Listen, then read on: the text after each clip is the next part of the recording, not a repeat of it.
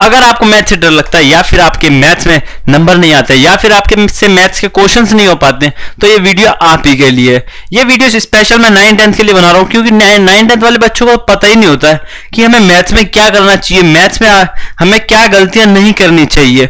वो सिर्फ मैथ्स के क्वेश्चंस धड़ाधड़ करते रहते हैं एनसीईआरटी के, क्योंकि 9th में आते ही पेरेंट्स ट्यूशन लगवा देते और ट्यूशन वाला जाके बोर्ड पे आपको चैप्टर समझा देगा और कहेगा अब बस क्वेश्चंस करते जाओ एनसीईआरटी के। बस यही सिलसिला चलता रहता है 9th में, इसीलिए ये मैं वीडियो बना रहा हूँ। 9th वाले बच्चों को कोई बताता ही नहीं है, ना ट्यूशन टीचर, ना स्कूल टीचर, ना फ्रेंड्स को तो पता ही नहीं होता है कि मैथ्स में नोट्स भी बनाए जाते हैं, नोट्स के बाद फॉर्मूला लिस्ट भी बनाई जाती है, क्वेश्चंस भी बाहर से आते हैं, एनसीईआरटी में से नहीं आते। अगर एनसीईआरटी में से आते तो आपका ट्यूशन टीचर सारे एनसीईआरटी क्वेश्चंस कराता है, फिर भी आपके मैथ्स में फुल में से फुल नहीं आते 80 आउट ऑफ 80। तो मैथ्स में कभी एनसीईआरटी में आते नहीं है क्वेश्चंस, बाहर से क्वेश्चंस आते हैं, तो उन्हें पता ही नहीं होता कि हमें मैथ्स में क्या करना चाहिए जिससे हमारे 80 आउट ऑफ 80 आए। इसीलिए मैं ये वीडियो लेके आऊँ आपके लिए 3 super tips to study maths. तो ये टिप्स बहुत आसान होगी लेकिन इसे फॉलो करना बहुत मुश्किल है। अगर आपने इन टिप्स को फॉलो कर लिया तो आपके 80 आउट ऑफ 80 मैथ्स में कोई रोक नहीं रहा है और 9th-10th में आपको मैथ्स बहुत आसान लगेगी, आपको मैथ्स से बिल्कुल भी डर नहीं लगेगा और आपको कुछ भी अंदर से ऐसी फीलिंग नहीं आएगी कि मेरे मैथ्स में गंदे नंबर आते हैं या फिर मेरे से मैथ्स के क्वेश्चंस नहीं करे जाते। बस आपको ये 3 टिप्स डेली फॉलो करनी है। तो मैं आपको बताता हूँ, टिप नंबर 1 है हमारी नोट्स। हमें 9th में नोट्स भी बनाने होते हैं मैथ्स के। वो कैसे बनाने होते हैं वो तो आपको पता ही नहीं होगा, क्योंकि ट्यूशन टीचर तो वही करता है, आपको बुला लेगा, आपकी कॉपी में चैप्टर आपको समझा देगा, उसके बाद क्वेश्चंस कराता रहेगा और उसी में आपके नोट्स बनवाएगा, उसी में आपके फॉर्मूले लिस्ट बनवाएगा और फिर पेपर आने से पहले वो कॉपी भर चुकी होगी और आपकी मम्मी उसको कबाड़े में बेच चुकी होगी। इसलिए आपको एक अलग से कॉपी लेनी है पतली सी, जिसमें आप सिर्फ मैथ्स के नोट्स बनाएंगे और उसको आपको अलग से संभाल के रखना है पूरी साल, वरना मेरी तरह उस कॉपी को कबाड़ा बना के रख देंगे, उसमें जीरो काटा खेलेंगे, सब करेंगे और उसको कबाड़े में बेच देंगे पेपर आने से पहले। इसलिए एक अलग से कॉपी बनानी है, उसमें आपको या तो अपना चैप्टर रीड मारना है या फिर कहीं से भी पढ़ना है। उसके बाद आपको छोटे से 2 पन्ने के 3 पन्ने के आपको उस चैप्टर के नोट्स लिखने हैं, ये बहुत जरूरी होता है। अगर आप इसको कर लोगे तो आपके कॉन्सेप्ट उस टाइम क्लियर हो रखे होंगे चैप्टर नंबर 1 के, लेकिन इन फ्यूचर जब एग्जाम्स आते हैं तब आपके कॉन्सेप्ट्स क्लियर नहीं होंगे।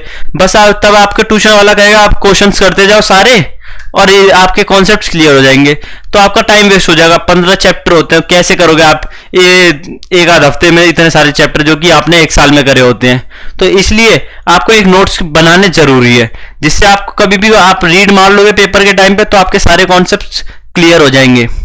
तो अब हम बात करते हैं टिप नंबर 2 पे। सेकंड है हमारे फॉर्मूला लिस्ट। तो मैं आपको बता दूं 9th में आके किसी को नहीं पता होता कि ये हमारे फॉर्मूले हैं, इनकी लिस्ट भी बनानी है। अगर आप फॉर्मूला लिस्ट नहीं बनाओगे तो आपको कभी फॉर्मूले सारे याद ही नहीं हो पाएंगे, तो आपको फॉर्मूला लिस्ट बनाना बहुत जरूरी है। मैं आपको एक एग्जांपल बताता हूं, अगर आपने कोई फूड कॉर्नर देखा होगा तो वो एक लिस्ट चिपका के रखता है अपनी शॉप पे कि बर्गर 20 रुपए, चाउमीन 10 रुपए, हाफ प्लेट, फुल प्लेट 20 रुपए। तो इसी की तरह आपको एक लिस्ट बनानी है, अपने सारे उसमें फॉर्मूले लिखने हैं चैप्टर्स के और उसके बाद वो आपको कहीं पे भी चिपका देनी है, कहीं दीवार पे या डोर पे, रूम के डोर पे। सबसे अच्छी आपको अपने स्टडी टेबल के ऊपर चिपकानी है। अगर आप अपनी स्टडी टेबल के ऊपर चिपकाते हैं उस लिस्ट को, अगर आप कभी पढ़ने आओगे तो आप उस लिस्ट को एक बार देखना खड़े होके। जब भी आप खड़े होके उस लिस्ट को देखोगे पूरी रीड मार लेना, तो वो धीरे धीरे आपको सारे फॉर्मूले उसके याद हो जाएंगे।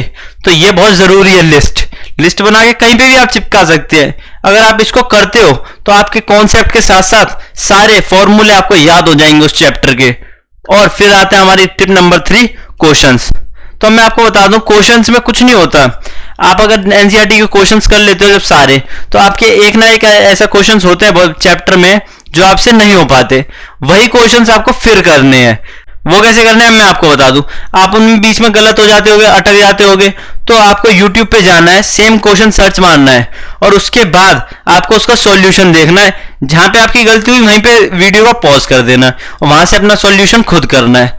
उस क्वेश्चन को होने के बाद आपको उसकी वैल्यू चेंज करके एक और बार फिर से करना है।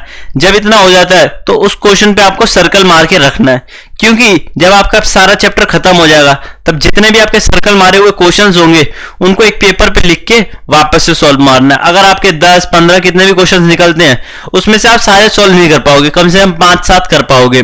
और जो बचे क्वेश्चंस होंगे उनको आपको एक अलग से कॉपी में लिख लेना है, क्योंकि आपने देखा होगा जब भी आपके पेपर्स होते हैं तो आपको उनमें से क्वेश्चन ज्यादातर नहीं आते।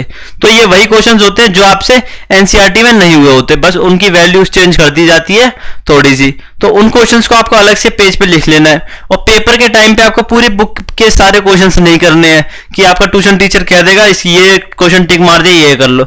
जो आपसे नहीं हुए, जो आपने पहले से लिख रखे हैं, उन्हीं क्वेश्चंस को पेपर के टाइम पे वापस से सॉल्व करना है। और अगर आप उन क्वेश्चंस को सॉल्व कर लेते हो तो आपके पेपर में 80 में से 60 कोई रोक नहीं रहा है। आपको 80 में से 80 लाने हैं तो इन तीनों टिप्स को आपको दिल लगा के फॉलो करना पड़ेगा। रोज आपको नोट्स बनाने पड़ेंगे, फॉर्मूला लिस्ट डेली पढ़नी पड़ेगी और क्वेश्चंस आपको सबसे ज्यादा करने पड़ेंगे, तो आपके 80 में से 80 आ जाएंगे। तो इस वीडियो के लिए इतना ही था। अब हम आपको मिलेंगे अगली वीडियो के साथ। अगर इस वीडियो में कोई भी दिक्कत हो तो कमेंट सेक्शन में आप पूछ सकते हैं। Bye bye.